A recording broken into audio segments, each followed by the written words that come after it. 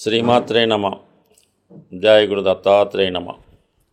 ఈ వీడియోలో మనం మీనరాశి వారికి మే 1వ తారీఖు నుంచి 15వ తారీఖు మధ్యలో జరగబోయే పక్ష ఫలితాలు తెలుసుకుందాం.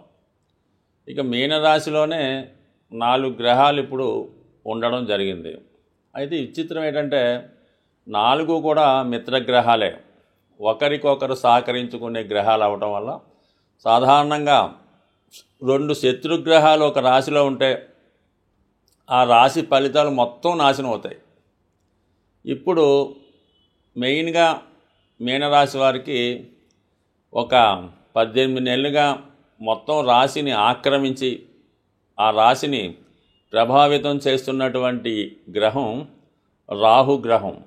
అంటే ఇంచుమించుగా ఈ పక్షంలో మొత్తం ఉంటాడు, ఇంకా 18 నుంచి బయటికి వెళ్ళిపోతాడు. కాబట్టి ఇంకా లాస్ట్ ఛాన్స్గా రాహు మొత్తం ఒక మబ్బులాగా ఆ రాశిలో వ్యాపించి ఉండడం జరిగింది. అయితే ఇప్పుడు దాంట్లోకి కొత్తగా ప్రవేశించినటువంటి శని రాహు మిత్రులు కాబట్టి మీకు కొత్త ఆలోచనలు రావడం జరుగుతూ ఉంటాయి. ప్రస్తుతం ఉన్నటువంటి ఉద్యోగం కాకుండా ఇంకా బెటర్ అయినటువంటి ఉద్యోగంలోకి వెళ్ళడం, అలాగే మీరు ఏదన్నా ఒక సంస్థలో ఉంటే ఆ సంస్థ కూడా ఇంప్రూవ్మెంట్ అవ్వడం, ఈ విధంగా నడుస్తుంది. రాహు శని అన్నది పెద్ద పెద్ద ఇండస్ట్రీస్కి కారణం అవుతూ ఉంటుంది. అందులో మొదటిది సాఫ్ట్వేర్, దాని తర్వాత సినిమా, రైల్వే, మెడికల్, విద్య, ఇటువంటి గొప్ప కార్పొరేట్ సంస్థల్లో మీకు ప్రవేశం దొరికే అవకాశం ఉంటుంది. లేదు మీరే ఆ సంస్థ అధినేత అయి ఉంటే మీ యొక్క ఆదాయం కూడా ఇంకా ఎక్కువగా పెరుగుతూ ఉంటుంది. అంటే రాహు ఇచ్చే ఆదాయం ఎలా ఉంటుందంటే వైట్లో 10,000, బ్లాక్లో 90,000, ₹1,00,000 బిల్ అయినా 10,000కే బిల్ ఇవ్వడం జరుగుతూ ఉంటుంది. ఈ విధంగా మీ యొక్క ఆదాయం పెరిగే అవకాశం ఉంది. సినిమా ఇండస్ట్రీలో ఉన్నవారికి 100% గొప్ప గొప్ప అవకాశాలు రావడం జరుగుతూ ఉంటుంది. అంటే రాజమౌళి తీసిన సినిమా కన్నా గొప్ప సినిమాని తీసే విధంగా మీ యొక్క ప్లాన్స్ ఉంటాయన్నమాట. ఇక శుక్రుడు అన్నది కళలకు కారణం అవుతుంటాడు.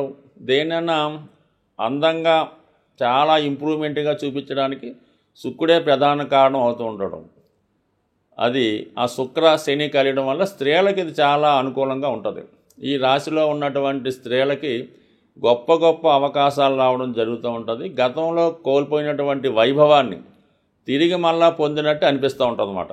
ఒక రాజకీయ పదవి రావచ్చు, లేదా మీరు గతంలో కొన్నాళ్ళు గ్యాప్ ఇచ్చి మళ్ళా రీఎంట్రీ ఈ సినిమా ఇండస్ట్రీలకో పాలిటిక్స్లోకో ఇచ్చే అవకాశం ఉంటుంది. కామన్గా ఒకేసారి చాలా బిజీ ఆర్టిస్ట్గా మారే అవకాశం ఉంటుంది. ఇక బుధుడు విద్యాకారకుడు, వ్యాపారకారకుడు. బుధుడు ఉంటేనే కరెక్ట్ నిర్ణయాలు తీసుకుంటారు, ఫైనాన్స్ ప్లానింగ్ కరెక్ట్గా ఉంటుంది, అకౌంట్స్ కరెక్ట్గా ఉంటాయి. ఆ బుధుడు కూడా అక్కడ ఉండడం వల్ల ఏంటంటే కంపల్సరీగా మీ యొక్క వ్యాపారానికి ఆర్థికమైనటువంటి మేనేజ్మెంటు, ఫైనాన్స్ మేనేజ్మెంట్ లభిస్తుంది. మొత్తం మీద కొత్త ఆదాయ వనరులు వస్తాయి, మిమ్మల్ని మీరు కొత్తగా ప్రజెంట్ చేసుకుంటారు. ఇక విద్యార్థులకి ఇది చాలా సువర్ణ అవకాశం లాంటిది. కంపల్సరీగా ఉన్నత విద్యా అవకాశాలు అటు మెడికల్ వారికి కానీ సాఫ్ట్వేర్కి కానీ లభించే అవకాశం ఉన్నది. ఇన్ని విధాలుగా ఈ రాశి వారికి అభివృద్ధి ఉన్నది. వీటన్నిటికన్నా మించి అదృష్టం ఏంటంటే ప్రస్తుతం శుక్రుడు యొక్క రాశిలో ఉన్నటువంటి గురువు శుక్రగ్రహంతో పరివర్తన చెందడం వల్ల గురువు ఈ రాశిలో ఉంటే, అంటే మీనరాశిలో స్వక్షేత్రంలో గురువు ఉంటే ఎటువంటి ఫలితం ఇస్తాడో అటువంటి ఫలితం ఈ 15 రోజులు మాత్రమే మీకు లభించే అవకాశం ఉన్నది.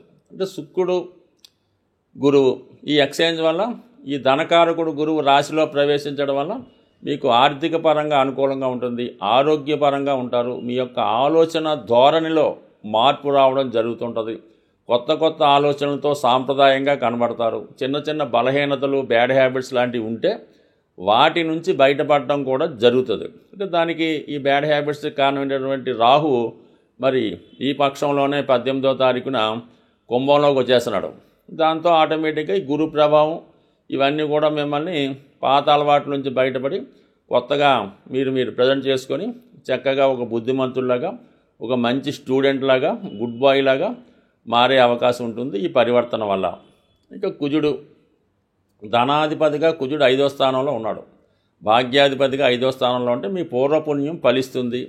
మీ యొక్క సంతానం మీరు అనుకున్న విధంగా వారి జీవితంలో స్థిరపడి వాళ్ళు అభివృద్ధి చెందడం జరుగుతూ ఉంటుంది. అలాగే మీ యొక్క నిర్ణయాలు కూడా తొందరగా తీసుకుంటారు. అయితే ఈ స్పెక్యులేషను, ఈ జోదం, బెట్టింగ్లు ఆన్లైన్లో మాత్రం నష్టపోయే అవకాశం ఉంది. ఎట్టి పరిస్థితుల్లో కూడా ఈజీ మనీ రేసులు వాటి జోలికి వెళ్లకుండా కేవలం మంచి మార్గంలో మీరు ఇన్వెస్ట్ చేసుకుంటే కంపల్సరీగా మీ ఆలోచనలు ఫలించే అవకాశం ఉంది. ఓవరాల్గా మరి ఏలినాటి శనిలో జన్మశని నడుస్తున్నప్పుడు కూడా మిగతా గ్రహాల శుభ ప్రభావం వల్ల ఈ రాశి వారికి ఈ పక్షమంతా కూడా ఒక కొత్త మార్పుకి కారణమవుతుంది. సాధారణంగా మనం ఇప్పుడు రాసులు, గ్రహాలు, నక్షత్రాల ఆధారంగా ఈ గోచార ఫలితాలు మాత్రమే చెప్పడం జరుగుతుంది 12 రాశుల వారికి కూడా. అంటే ఒకే రాశిలో కొన్ని కోట్ల మంది ఉండడం జరుగుతూ ఉంటుంది. అందరికీ ఒకేలాగన్నది ఎప్పుడూ కూడా ఉండదు. మనం ఇప్పుడు చెప్పిన ఫలితాలు కొన్ని పాజిటివ్ ఉండొచ్చు, కొన్ని నెగిటివ్ ఉండొచ్చు. అయితే ఏంటంటే మీ యొక్క జన్మ జాతకంలో ఆ జన్మ పత్రికలో మీకు ఏదైతే రాసి పెట్టి ఉందో అది మాత్రమే గోచార రీత్యా ఆ ఫలితాన్ని మీరు అనుభవించేలాగా ఈ గ్రహాలు చేయడం జరుగుతూ ఉంటుంది. జాతకంలో లేనిది మనం ఎంత ప్రయత్నం చేసినా, గురువు ఎక్కడికి వచ్చినా కూడా జాతకంలో ఉంటేనే ఆ ఫలితం జరుగుతుంది.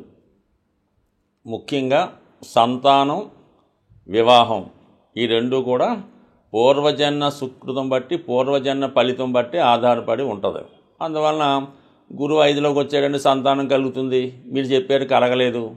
సప్తమంలో గురువు వచ్చాడు, వివాహం వద్దన్నారు, అవ్వలేదు అంటే కుదరదు. ఎందుకంటే మీ జన్మపత్రికలో మీరు పుట్టినప్పుడు ఆ బ్రహ్మదేవుడు మీ జీవితంలో వివాహం రాసిపెట్టి ఉంటే వివాహం జరుగుతుంది, సంతానం రాసిపెట్టి ఉంటే సంతానం జరుగుతుంది. ఈ రెండూ లేకుండా జరగలేదంటే కాదు. అందుకని మీరు మీ యొక్క జాతకాన్ని ఇంకా క్షుణ్ణంగా డీటెయిల్గా తెలుసుకోవాలంటే మీరు మీ యొక్క డేట్ ఆఫ్ బర్త్ టైం ఉంటే మీకు తెలిసినటువంటి జ్యోతిష్కుడు, అంటే ముఖ్యంగా ఎప్పుడూ కూడా మీ కుటుంబం ఒక ఫ్యామిలీ లాగా, ఒక ఫ్యామిలీకి ఎలాగ డాక్టర్ ఉంటాడో ఒక ఫ్యామిలీ జ్యోతిష్కుడు ఉంటే వారి దగ్గర చూపించుకుంటే మీకు ఇంకా మంచి ఫలితాలు క్లారిటీగా రావడం జరుగుతూ ఉంటుంది. అంటే మీ యొక్క జన్మజాతకం కేవలం మీ బట్టే కాకుండా మీ భార్య, మీ తల్లిదండ్రులు, మీ తోడబుట్టినవారు, మీ యొక్క సంతానాన్ని బట్టి కూడా మీ జాతకంలో ఉన్నటువంటి గ్రహస్థితులు అప్పటికప్పుడు కొన్ని ప్లస్ మైనస్ కూడా ఇస్తుంటాయి. కాబట్టి మీ యొక్క జన్మజాతకాన్ని పూర్తిగా తెలుసున్న మంచి జ్యోతిష్కుడి దగ్గర చూపించుకొని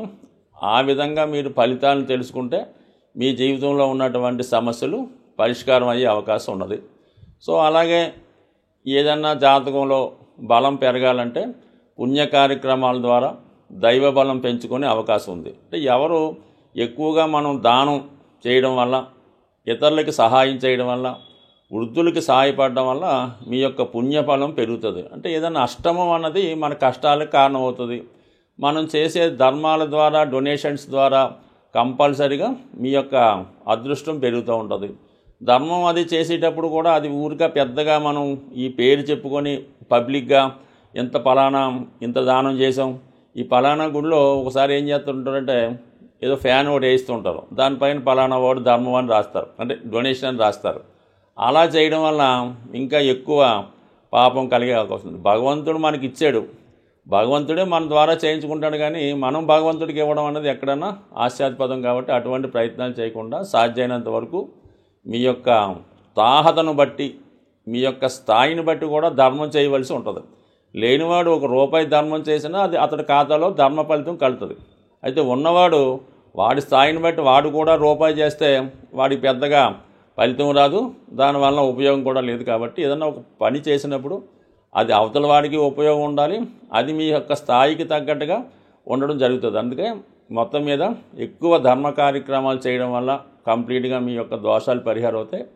అలాగే మూగజీవులకు కూడా సాధ్యమైనంత వరకు సేవ చేయడం అన్నది మంచిది. స్వస్తి.